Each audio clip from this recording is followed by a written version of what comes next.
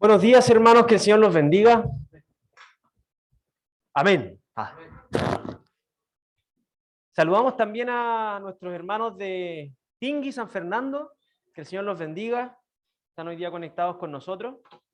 Queridos, vamos avanzando, y quién diría que cuando presentamos la serie de Apocalipsis, dijimos, oh, la serie para larga, y ya estamos llegando al final. Así que ha sido un año que se nos fue volando. Les voy a pedir que abran sus Biblias en Apocalipsis capítulo 19. Vamos a leer de los versículos 11 al 21. Apocalipsis 19, del 11 al 21. Leo en Reina Valera Contemporánea. Y la palabra del Señor dice así. Entonces vi que el cielo se había abierto y que allí aparecía un caballo blanco. El nombre del que lo montaba es Fiel y Verdadero, el que juzga y pelea con justicia. Sus ojos parecían dos llamas de fuego, y en su cabeza había muchas diademas, y tenía inscrito un nombre que solo él conocía. La ropa que vestía estaba teñida de sangre, y su nombre es el Verbo de Dios. Iba seguido de los ejércitos celestiales, que montaban caballos blancos y vestían lino finísimo, blanco y limpio. De su boca salía una espada afilada para herir con ella a las naciones. Él las gobernará con cetro de hierro y pisará el lagar del ardiente vino de la ira del Dios Todopoderoso. En su manto y en su muslo lleva inscrito este nombre: Rey de Reyes y Señor de Señores. Vi entonces que un ángel estaba de pie en el sol y que con voz potente les decía a todas las aves que surcan los cielos: vengan ya, júntense para la gran cena de Dios, para que devoren los cadáveres de reyes, capitanes y poderosos, los cadáveres de caballos y de jinetes, los cadáveres de todos, libres y esclavos, pequeños y grandes.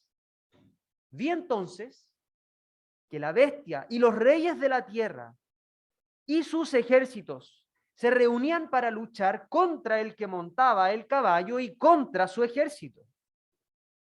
Pero la bestia fue apresada, y también el falso profeta, que había hecho señales milagrosas delante de ella, con las que había engañado a los que recibieron la marca de la bestia y habían adorado su imagen. Estos dos fueron lanzados vivos a un lago de fuego que arde con azufre. Los demás fueron muertos con la espada que salía de la boca del que montaba el caballo, y todas las aves se saciaron devorando sus cadáveres.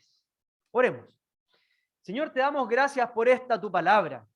Te damos gracias porque hoy día podemos recordar esto que ya cantábamos recién, que es el Maranata. Cristo, ven, Señor Jesús. Cristo vuelve a gobernar eternamente la tierra, el universo y a renovar la creación. Señor, gracias porque hoy día recordaremos tu justicia, porque hoy día recordaremos tu santidad, pero también volveremos a ser conscientes de tu poder, Señor Jesús. Señor, te damos gracias porque tu palabra es la verdad y porque podemos por ella ser iluminados, por ella ser alcanzados para tener fe y para poder caminar el camino de justicia y verdad que tú nos has puesto por delante.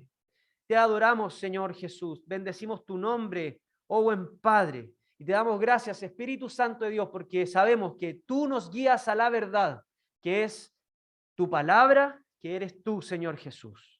Te bendecimos y a través de tus méritos, Señor, oramos. Amén y amén. Bueno, queridos, estamos llegando al final de la segunda división principal del libro de Apocalipsis. Tenemos en esta sección 4 secciones paralelas. En esta gran segunda parte del libro tenemos 4 secciones paralelas.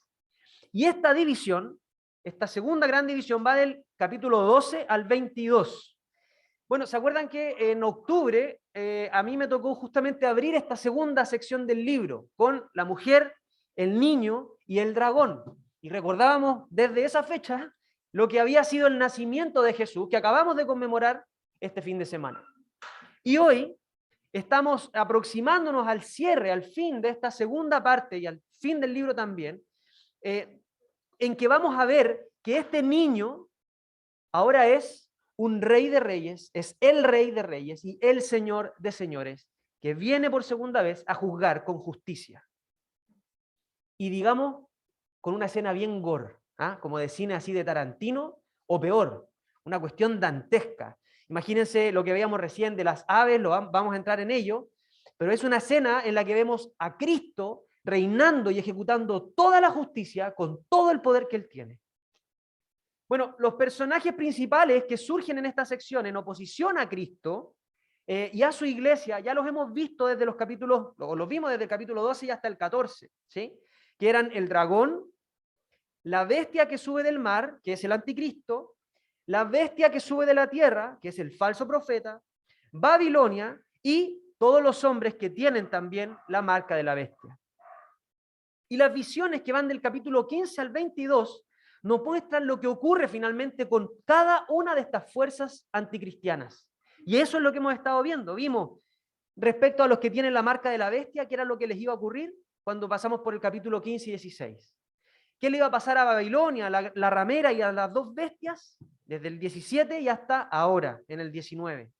Y nos queda, podríamos decir, el plato principal que se va a servir la justicia del Señor, con el dragón. ¿Qué le va a ocurrir al dragón, que es Satanás, de los capítulos 20 al 22? Bueno, hemos llegado entonces al final de la sexta sección paralela en esto que conocemos como el paralelismo progresivo, en que cada vez y en cada sección nos vamos aproximando un poco más al final de la historia, en que cada vez nos adentramos con distintos símbolos, con distintos personajes o de distintas maneras, a un mismo periodo histórico que va a culminar en la restauración de la creación y en la nueva creación que habitaremos por gracia y misericordia del Señor. El domingo pasado, el pastor Vladimir y el pastor Jan, respectivamente, nos enseñaban respecto al regocijo que ocurría en el cielo porque Babilonia había sido derrotada. Esta gran ciudad perversa, esta gran ciudad de pecado era derrotada. Y también vimos la alegría en el cielo por las bodas del Cordero, día en que el Señor volverá a beber del buen vino, que ya sabemos parece chileno. Las bodas del Cordero, nos regocijamos en eso también. Hoy día vamos a ver quién es el autor de esta victoria que se celebra en los cielos. Vamos a ver que es un jinete sentado sobre un caballo blanco que triunfa sobre la bestia, que triunfa sobre el falso profeta y que ejecuta un justo juicio final, terminal, definitivo sobre todos los enemigos del Señor. ¿Qué nos va a quedar entonces para el próximo domingo y los siguientes? Bueno, en esa última sección de paralelismo progresivo vamos a ver la derrota del dragón. Hoy, el sermón de hoy va a estar compuesto por básicamente la propuesta que nos hace el texto. Si se fijan, tenemos tenemos tres escenas, pero tenemos dos párrafos o dos grandes momentos de la historia. El sermón de hoy va a tener esos mismos dos momentos. El jinete y sus ejércitos, del 11 al 16, y la batalla final contra el anticristo, del 17 al 21. Veamos en primer lugar entonces a este jinete, quién es, y este ejército, cómo y quiénes son. ¿Qué es lo que está viendo Juan en este texto? O qué es lo que está viendo él y que nos muestra en esta revelación de Jesucristo. Este es el día del juicio, este día que cantábamos recién, en que él vendrá y ejecutará el castigo, pero también asegurará para siempre nuestro lugar con él. Es el día del triunfo definitivo del Señor, el día de la victoria de Cristo sobre el mal. Hay muchísimas filosofías a lo largo de la historia de la humanidad que proponen o que han propuesto siempre una tensión como de partes iguales entre el bien y el mal. Otros dicen que en realidad no existe el bien puro ni el mal puro y entonces inventan esta cosa del yin yang, como que todo mal tiene un poco de bien y todo bien tiene un poco de mal. cuando en realidad sabemos que la historia de la humanidad ha sido trazada por la rotura o lo quebrada de la historia de la humanidad por el pecado, de un mundo perfecto, quebrado por el pecado, y que va a ser restaurado de manera definitiva, con el bien más puro, absoluto y poderoso, que es el Señor y su reino. Estamos viendo el día del juicio, eso es lo que nos está presentando Juan en esta visión. Es la victoria definitiva de Cristo sobre el mal. Y hermano, este es un momento cósmico. Este día no tiene parangón en la historia. Es un día de justicia contra todos los que se han opuesto a lo largo de toda la historia. Personas, pero también y principalmente todos los poderes celestiales de maldad, Satanás y sus huestes. Es el día de la segunda venida del Señor.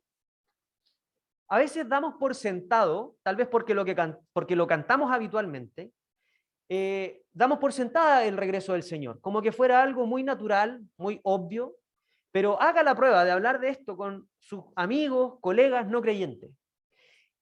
Ya van a encontrar raro que usted crea en Jesús. Pero más raro va a ser que crean que, va a ser más raro que ellos lo escuchen a usted hablar de que Jesús no solo murió, sino que también resucitó. Y allá, ahora agregue un tercer elemento. Él fue ascendido a los cielos y va a volver en gloria y majestad. Esta cuestión es como ya tan deschavetados, tan súper locos, estos gallos no pueden creer tanta mitología, estaba bien para la edad antigua, para la edad media, pero hoy día no. Pero nosotros, en un contexto evangélico, lo asumimos con total naturalidad, como que fuera algo muy obvio, y va a pasar, y ¿para qué nos vamos a complicar o enredar la cabeza con esto? ¿Pero ha pensado lo increíble que es esto? ¿Ha pensado lo increíble que es que Jesús, el mismo Jesús que Juan, sobre quien Juan reposó su cabeza, con quien durmió, con quien caminó, predicando el Evangelio y anunciando el reino de los cielos, ese mismo Jesús ahora lo ve arriba de un caballo blanco con todo poder y gloria para acabar con el poder de su palabra, sin disparar una sola flecha, para acabar con el mal para siempre. Es todo poder que para nosotros se hace muy natural, pero este es un momento cósmico. Es un momento que no tiene otro lugar ni un paralelo en la historia. Acá Juan ve el cielo abierto. Y ya habíamos visto en Apocalipsis capítulo 4, verso 1, que había una abertura en el cielo. ¿Sí? Era una abertura que era una puerta. Y era una puerta para que Juan entrara a ver esta visión. La abertura de ahora es del cielo completa. No es una entrada al cielo para ir a mirar la visión, sino una abertura del cielo para que el Señor venga en poder y majestad, para que salga el Señor con todos sus ejércitos. Es una visión poderosísima. Se abren los cielos y de pronto viene un ejército celestial comandado por el Señor sobre un caballo blanco con unas inscripciones, diademas. Es una locura. Y esto es para ejecutar el justo juicio de Dios, para presentar batalla que indefectiblemente termina en el triunfo del Cristo victorioso. Habíamos visto aberturas en el cielo, en el Evangelio, sí, cuando, si se acuerdan, el Señor es bautizado y se abren los cielos y baja el Espíritu Santo en forma de paloma. Bueno, ahora se abre el cielo, pero aparece este jinete sobre un caballo blanco. ¿Y qué dice el texto? Que su nombre es fiel y verdadero. Ese es Jesús. Va montado en un caballo blanco que es símbolo en todo el mundo antiguo de victoria. Es símbolo de triunfo, es símbolo de conquista, un caballo blanco, es símbolo de guerra. Y esta segunda venida parece contrastar bastante con la primera venida del Señor. En la primera venida del Señor, lo acabamos de celebrar, vino de manera frágil, aparentemente débil, vulnerable, pobre, migrante. Ahí estaba. Yacía en un pesebre, en una ciudad perdida, en un pueblo pequeñísimo, en medio de una persecución que se iba a desatar después. Ahí estaba, con toda la fragilidad del ser humano, el Rey de Reyes y el Señor de Señores. Esta venida no es como la primera, ni tampoco es como la entrada triunfal de Jesús sobre un burro, que por más maravillosa que haya sido la escena con Hosana al Rey que viene y las ramas, etc., no tiene el poder, no tiene la majestad, no tiene podríamos decir como la puesta en escena que tiene naturalmente la venida del Señor con todos sus ejércitos. Acabamos de celebrar en Navidad a este Jesús frágil, aparentemente muy vulnerable, pero sabemos también que en realidad siempre Dios estuvo en pleno control de que este rey poderoso iba a llegar a ser rey poderoso por más frágil que fuera toda su genealogía, por más frágil y aparentemente vulnerable que hubiera sido al mal, y a que el diablo estropeara la llegada del Señor. Eso no iba a ocurrir. Porque el poder del Señor ha sido siempre, no se está guardando para el final, pero para el final está guardada la demostración absoluta y definitiva del poder de juicio del Señor sobre el mal. Ahora lo vemos como el Rey de los cielos que Él es. Lo vemos como el Señor de toda la creación. Lo vemos con todo poder, con toda gloria, con toda majestad. Y sus nombres son fiel y verdadero. El Señor es fiel porque cumple lo que promete, porque Él no es hombre para que mienta, y porque el Señor cumplió todo lo que las Escrituras decían de Él. Lo veíamos en el sermón también de Navidad. Toda esa genealogía, toda la anunciación de Jesús a lo largo de toda la historia de la humanidad, apuntaba al cumplimiento absoluto de todas las profecías que estaban sobre el Mesías. Y entonces, de manera histórica, el Señor cumple con cada una de las profecías sobre el Mesías. Por eso es que Él es fiel, porque cumple lo que promete. Él no falla, Él no se equivoca, Él no miente. Y por eso podemos confiar que este día ocurrirá. Y Él es verdadero, pero podríamos decir más aún, Él es la verdad. Él es verdadero porque su palabra es la verdad. Y Él es la palabra de Dios. Él es el Logos, Él es el Verbo, Él es la palabra encarnada. Por eso es que Él es fiel y Él es verdadero. No hay doblez en Él. Este jinete que monta sobre este caballo es perfecto. Y todo lo que va a hacer va a ocurrir tal y como lo está diciendo. Es el que juzga y pelea con justicia, nos dice el texto. ¿Por qué es el que juzga y es el que pelea con justicia? ¿Qué va a hacer acá? Va a pagar según las obras. A los que no creyeron en Él les va a pagar lo justo por eso, que es la muerte. Va a condenar a los que rechazaron a Jesús, pagándoles el justo castigo que corresponde a la rebeldía. De decirle, tú no eres Dios, yo soy el que manda, tú no eres el que gobierna, y el Señor les va a mostrar con el justo castigo que Él es el que gobierna. A veces pensamos que Dios puede ser injusto por estar ejecutando un castigo en el que van a haber cadáveres tirados por toda la superficie de la tierra. Y que es medio sádico porque está llamando y reuniendo aves de carroña para que vengan a comerse los cadáveres. Decimos, a veces pensamos en esta cultura humanista o en esta forma de pensar de una justicia humana, qué malo es Dios, qué malo es Dios. Pero ¿ha pensado usted que el Señor ha tendido su brazo de misericordia a lo largo de toda la historia de la humanidad? Él ha sido infinitamente paciente para que todos procedan al arrepentimiento. Pero ha llegado el día de ejecutar la justicia contra aquellos que no han allanado su corazón, que no han dispuesto su corazón para recibir al Señor. Es absolutamente justo este juicio. Tan justo como el castigo que cargó el Señor en la cruz y que a usted y a mí, que creemos en Él, nos permite estar de pie delante del Dios Santo. Cristo cargó con esta justicia que estamos viendo acá. Pero para aquellos que no aceptan la salvación del Señor, deberán cargar en sus propios cuerpos el justo juicio de Dios. En el verso 12, si se fijan, vemos que sus ojos son como llamas de fuego. Esto es como, podríamos decir, una imagen, un símbolo de el celo del Señor por la santidad. Es la ira, la furia santa del Señor contra aquellos que han sistemáticamente y a lo largo de toda la historia se han opuesto a Dios y a su reino. Es Jesús, podríamos decir, lleno de ira, lleno del castigo que está por venir para desatarlo contra aquellos que son sus enemigos y contra el pecado. Es un día de justicia. Es un día de justicia. Y las diademas que vemos acá son representación de soberanía, de reinado, de poder, de autoridad. No es esta corona que se ganaban ganando una competencia, esa corona de laurel. No, estas son diademas que usaban los reyes de la época. Son coronas de autoridad. Esos son estas diademas. Él es rey sobre todo. Por eso tiene estas diademas en su cabeza, para mostrarle a todos que Él es el que gobierna. Pero también tiene un nombre que nosotros desconocemos. Y esto es particularmente, no sé, raro para muchos de nosotros quizás. Creemos que le conocemos todos los nombres al Señor.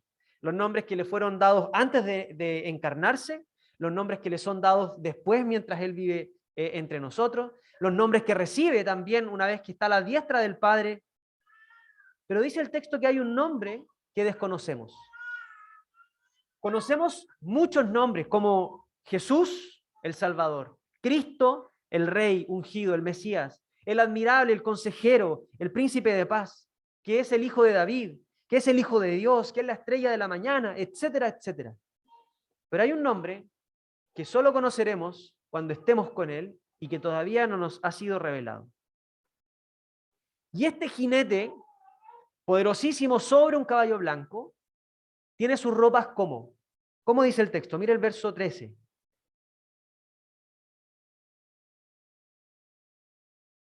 ¿Cómo están? Teñidas de sangre. Está empapada de sangre su ropa. ¿Qué tendemos a pensar siempre que vemos las ropas del Señor manchadas o teñidas de sangre? ¿Qué pensamos habitualmente? La verdad. ¿En qué pensamos? Pensamos siempre en el sacrificio del Señor. Decimos, ah, claro, está teñida de sangre para mostrar que su sacrificio, que Él fue el que se sacrificó por nosotros. Pero ¿saben qué, hermano? Si uno mira atentamente el contexto, esa sangre que Él tiene en las ropas no es suya. Por eso les decía que esto es como un cine de Tarantino. Estamos tentados a pensar que es la sangre derramada en la cruz, pero no. Su ropa está simbólicamente teñida de la sangre de sus enemigos. Está ensangrentado porque está simbolizando que acaba de derrotar a sus enemigos. La muerte le llegó a los enemigos a tal grado que sus propias ropas, las del juez, están empapadas en sangre. La imagen no es la de un cordero que ha sido inmolado por nosotros y que su sangre fue derramada en la cruz del Calvario. No es esa sangre. Aquí vemos al Señor como el juez de toda la tierra. Estamos viendo un capitán de ejércitos. Eso estamos viendo, a un capitán de ejércitos, al Rey de Reyes, al Señor de Señores, que está cumpliendo lo que había sido profetizado en Isaías 63. Abra su Biblia ahí, en Isaías 63.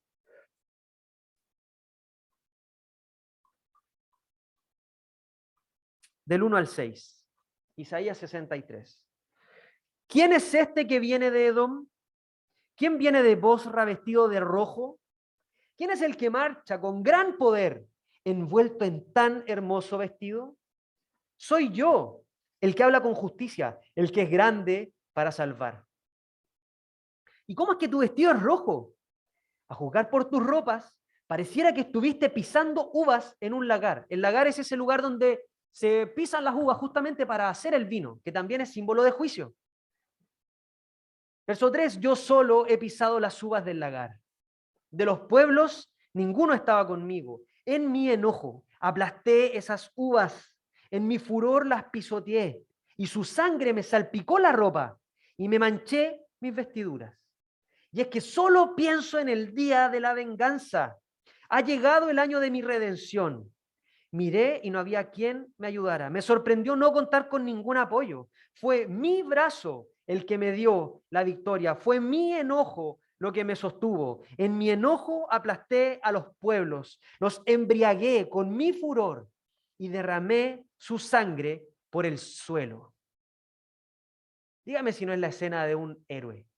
Esta. Para todos aquellos que hemos sufrido la injusticia, que hemos sufrido la enfermedad, que hemos llorado la muerte, y que decimos, Señor, ven, porque no soportamos la maldad que vemos. Para todos aquellos que temen a lo que vendrá, no necesariamente en lo inmediato, pero algún día llegará la persecución y la iglesia será brutalmente perseguida. Mire lo que hace el Señor con sus enemigos. Fue mi enojo lo que me sostuvo. Eso es celo santo del Señor. Eso es amor por la santidad del Padre. Eso es justicia final. Y su nombre, mira el verso 13, es el verbo, el logos de Dios, o la palabra de Dios. Juan nos tiene acostumbrados a esto, ¿no? A hacer este símil con el verbo. Nos recuerda la identificación de Jesús con la palabra en Juan 1:1, ¿sí? En el principio ya existía el verbo y el verbo estaba con Dios y el verbo era Dios. Este es su nombre. Es la palabra que proviene de Dios para el género humano. Es su palabra extendida con nosotros. Es Dios revelado en la persona de Jesús. Ese es este jinete. Y en esta segunda venida, vemos en el verso 14 que viene el Señor acompañado de ejércitos, montados también sobre caballos blancos de victoria, de triunfo. Y estos ejércitos están vestidos de lino fino, blanco y limpio. ¿Podemos decir que estos ejércitos son ángeles de Dios? Sí, los mismos que vemos en Mateo 25. Cuando el Hijo del Hombre venga en su gloria y todos los santos ángeles con él, se sentará en su trono de gloria y todas las naciones serán reunidas ante él. El Señor viene con ángeles. Pero Simon Kistemaker, un comentarista bíblico, también nos dice que estos ejércitos no solo son ángeles, también son los santos. Porque ambos acompañan a Jesús en su regreso y los dos, ángeles y santos, estarán presentes en el juicio. Fíjese que también que en el 19, antes, en el 14, vemos las mismas vestiduras, o casi las mismas vestiduras de los santos. Entonces, parece que estos ejércitos son ángeles y también los santos de Dios. Es interesante que estos ejércitos, fíjese, no nos muestran armas. La única arma que vemos de parte del Señor y sus ejércitos es la espada de su boca. Y dice, pero espérate, ¿no se supone que vienen a pelear? ¿Dónde están las armas? ¿Dónde están los arcos, las flechas? ¿Dónde están las espadas de todo este ejército que viene a combatir y a presentar guerra? Basta con la palabra del Señor. Basta con la palabra del Señor para ejecutar la justicia de Dios. El Señor no necesita nuestro poder. Solo Él vencerá al mal. Este ejército que acompaña al Señor no está en posición de batalla, no está formándose para enfrentarse ahora a otro ejército poderoso o igualmente poderoso. El que se enfrenta al enemigo es el Señor, con la palabra que sale de su boca, trayendo el juicio a las naciones.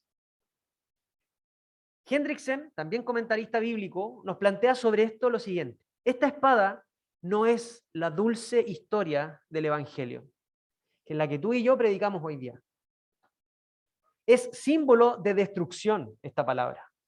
Como indica claramente el contexto entero, viene para herir a las naciones y regirlas con vara de hierro, con cetro de hierro. Pisa el lagar del vino del furor y de la ira del Dios Todopoderoso. Viene para llevar a cabo la sentencia del Dios Todopoderoso. A mí me impactó mucho esto de que no es la dulce historia del Evangelio. El tiempo de la salvación se terminó. El tiempo de la misericordia y de la paciencia del Señor se agotó. Se agotó. Y ahora vemos en un acto, en un momento, en un instante, el fin de esa historia del brazo misericordioso de Dios extendido para ejecutar el definitivo juicio. La hora ha llegado, el tiempo se ha terminado. Es lo que finalmente el Señor nos dijo que iba a ocurrir en Juan, capítulo 12, verso 48. El que me rechaza y no recibe mis palabras, tiene quien lo juzgue. Y es la palabra que he hablado. Ella, la palabra, lo juzgará en el día final. La manera en la que respondemos a la palabra del Señor acá determina lo que ocurrirá en el día del juicio. Por eso quienes miran en menos la salvación que predicamos se equivocan. Como si esto fuera, me arrepiento total al último, y como si fuera decir o balbucear palabras en el lecho de muerte. Y no una conversión del corazón profunda, en la que Él regenera nuestro corazón para responder en arrepentimiento y en fe delante del Señor. La palabra es la que juzga en el día final.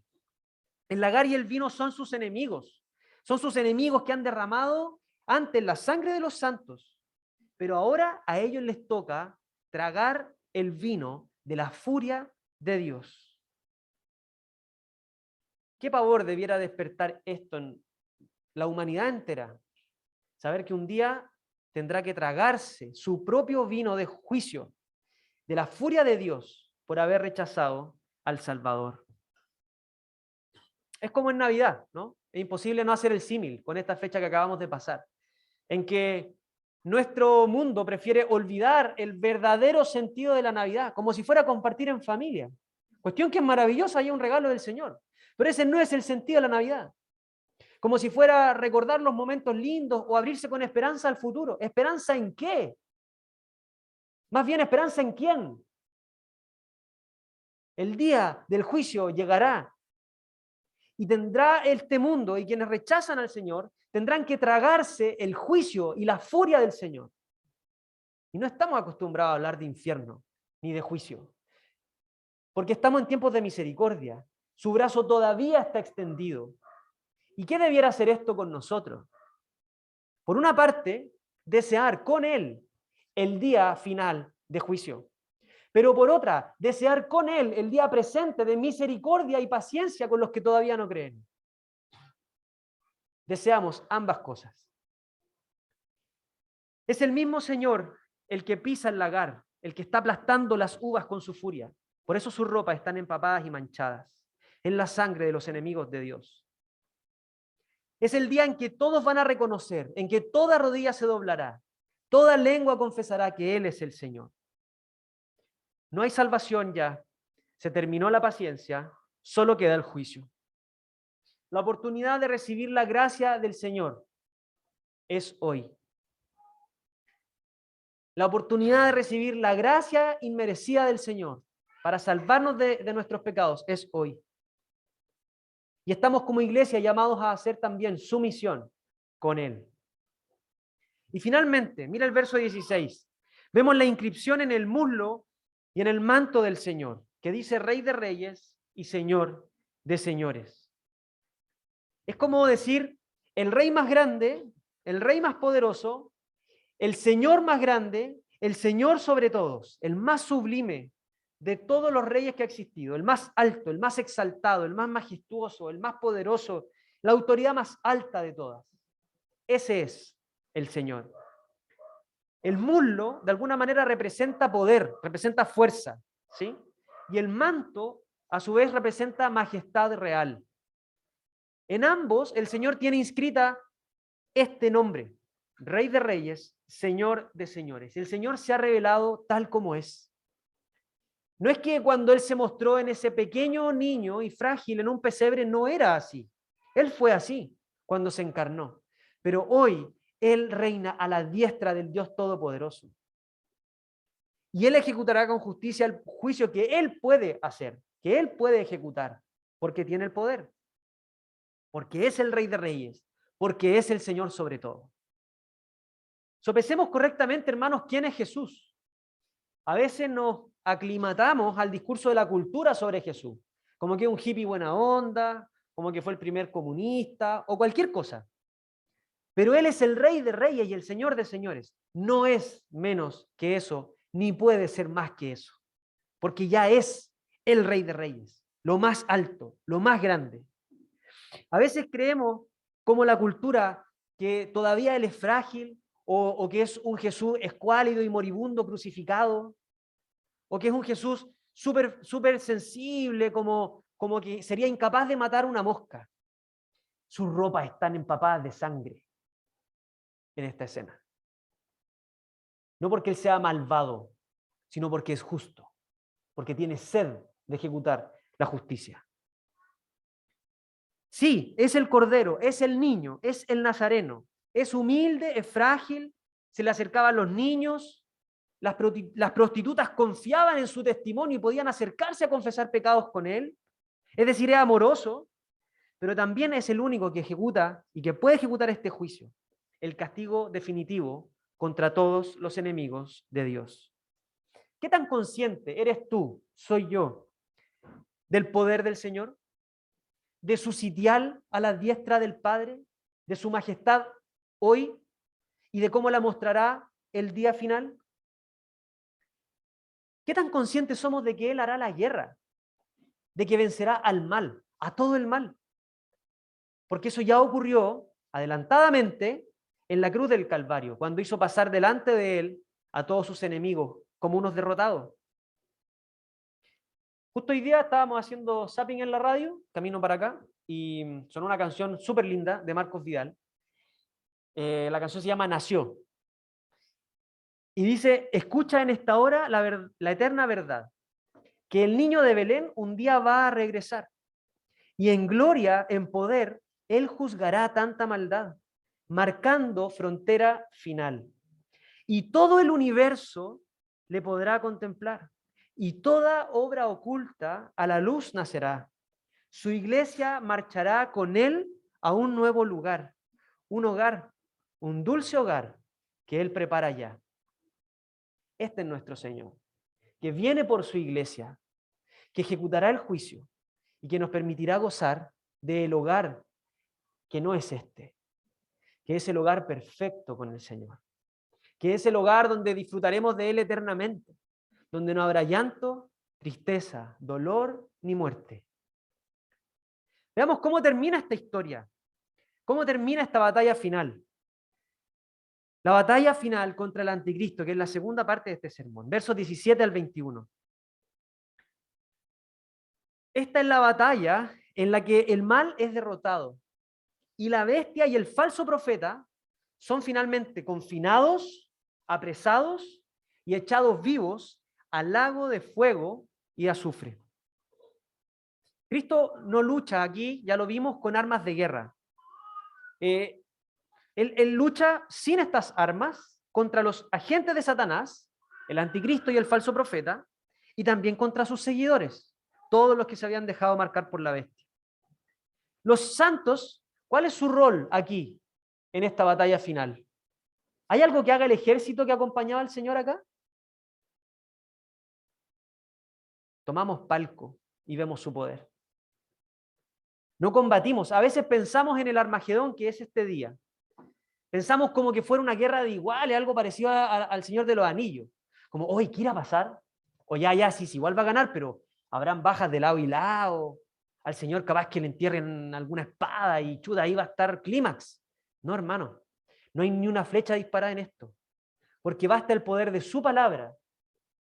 Basta el poder de su palabra para terminar con el mal en la historia. Dígame si no es todopoderoso eso. Y entonces a veces eso nos podría invitar a decir, ¿y por qué no lo hizo antes? Si era tan fácil como que acabara con el mal así, de rápido, ¿por qué no lo hizo antes? Responda usted, ¿por qué no lo hizo antes?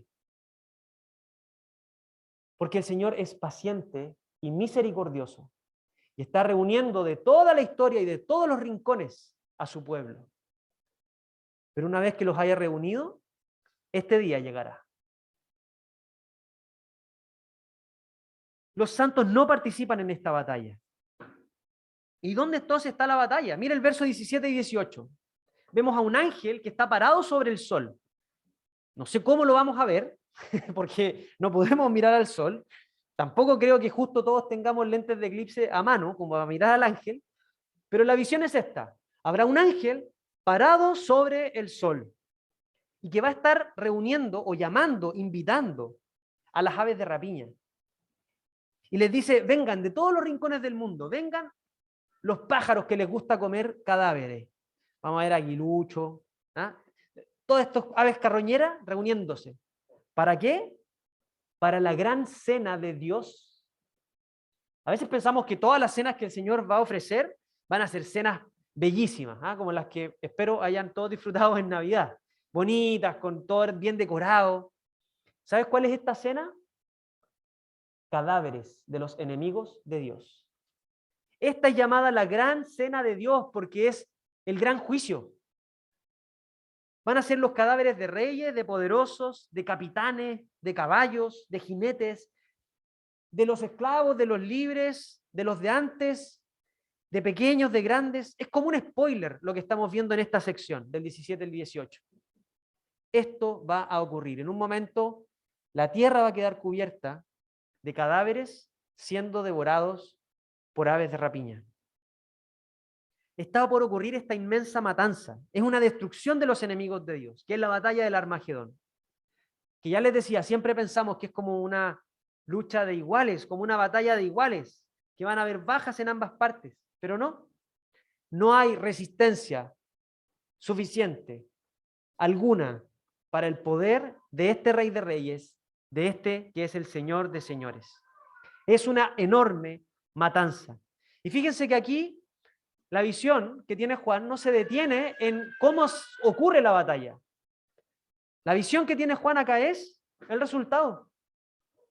De repente vemos una espada que sale de la boca del Señor y en la escena siguiente lleno de cadáveres en toda la superficie de la tierra. Solo importa el resultado aquí. La batalla es contra los que han seguido al anticristo, contra toda injusticia, contra el engaño que ha perpetrado Satanás en todos los niveles sociales. Ha llegado el término de los poderes terrenales. Solo Él queda. Él es el Cristo victorioso. Él es el Rey vencedor, que vence con el poder de su palabra. Fíjese una cosa, que en el capítulo 19 vemos dos cenas. Ya lo decía, lo vimos el domingo pasado. Las bodas del Cordero, que están dispuestas por Dios para los creyentes, para los justos, para los que han sido lavados por la sangre del Cordero. Y esta es otra cena en el mismo capítulo, también dispuesta por Dios. ¿Para quiénes? Para las aves. ¿Y qué hay en la mesa? Cadáveres de sus enemigos. Es el gran banquete de Dios y por el otro lado vimos las bodas del Cordero. Esto es como que si crees en Jesús, vas a disfrutar de los manjares que el Señor ha dispuesto para los que creen en Él. Pero si no crees en Jesús, tú eres el manjar de los pájaros. Está en nosotros la respuesta y está en nosotros la urgencia de que aquellas personas a las que amas no sean también ese manjar de las aves, sino que ellos disfruten contigo de los manjares de las bodas del Cordero. A veces somos indolentes cuando no predicamos el Evangelio a las personas que amamos y también a las personas que no amamos. Nuestra tarea no es convertir a nadie, porque eso es solo obra del Señor en el corazón que regenera. Nuestra tarea es ir y predicar el Evangelio. No vaya a ser que nosotros seamos tropiezo en el reino de los cielos, que cuando no predicamos el Evangelio, es como que dijéramos, me da lo mismo, si esa persona disfruta en el futuro que el Señor le puede tener dispuesto, si disfruta conmigo las bodas del Cordero, o si está tendido su cadáver para que se lo coman las aves de rapiña. Y esto nos despierta la urgencia, la predicación del Evangelio, hermano. A tener misericordia como el Señor la ha tenido contigo. De que prediquemos, aunque nos cueste, aunque pensemos que van a decir que no, pero que su sangre no recaiga sobre nosotros. Que no clame su sangre porque nosotros no le estemos predicando, sino que el Señor ejecute el juicio porque rechacen al Señor y no por otra cosa. La respuesta que damos en esta tierra va a determinar si tú disfrutas la cena o si otros te disfrutan como cena. Mira el verso 19, se reúne en la bestia, que es este poder perseguidor de la iglesia, que está personificado en este gobierno mundial, se reúnen la bestia, los reyes de la tierra y sus ejércitos para combatir, como si fuera posible hacer eso, para combatir al Señor y a su ejército. Es un intento de ataque final, es el último intento, minuto 96, en contra del Señor y en contra de su iglesia. Entonces usted debe pensar, ahora sí que viene la batalla del Señor de los Anillos, porque ahora se están armando, agrupando, viene el ataque final. Para nada. La lucha no es una lucha de iguales. Si se fija, mira el verso 20. La bestia, que es el anticristo, y la bestia que sale de la tierra, que era el falso profeta, son apresados y son arrojados vivos al lago de fuego y azufre, que es el infierno. Por más que se hayan reagrupado para atacar a la iglesia y hacerle oposición al Señor, no pueden. Son apresados, el anticristo, el falso profeta, y vivos arrojados al infierno. Esta bestia que es la que tiene el poder político sobre la humanidad, y este falso profeta que es la que tiene, o quien tiene el poder ideológico, el poder filosófico de la humanidad, y que también, ojo, hace señales milagrosas. A veces creemos que las señales milagrosas siempre vienen solo del Señor, o que siempre vienen manifestadas por el poder de Dios. Pero ya lo vimos con Moisés, que también las huestes de maldad pueden hacer señales milagrosas. No podemos decir, si acá ha ocurrido algo sobrenatural, seguro que fue Dios el que estuvo detrás. Tenemos que aprender a discernir, porque las huestes espirituales también existen. Entonces, no podemos ignorar que el falso profeta también hace señales milagrosas y engaña, las usa para engañar. Así como los milagros y las señales siguen o siguieron en la manifestación y en la revelación de la palabra de Dios para dar fe de que la palabra era verdadera, bueno, aquí estas señales milagrosas están para disfrazar de verdad una mentira, un engaño. Y muchos cayeron. Bueno, son estos dos líderes o estas dos personificaciones que son echadas al infierno. No tenemos detalle de cómo ocurre esa captura, pero sí lo que importa. Han sido capturadas, echadas al infierno. Cristo ha vencido de manera definitiva. Todos los oponentes de Cristo, no solo la bestia, no solo el anticristo y el falso profeta, sino también el diablo y todas sus huestes, pero también todos los seres humanos que hayan rechazado a Jesús, serán echados a este mismo lugar.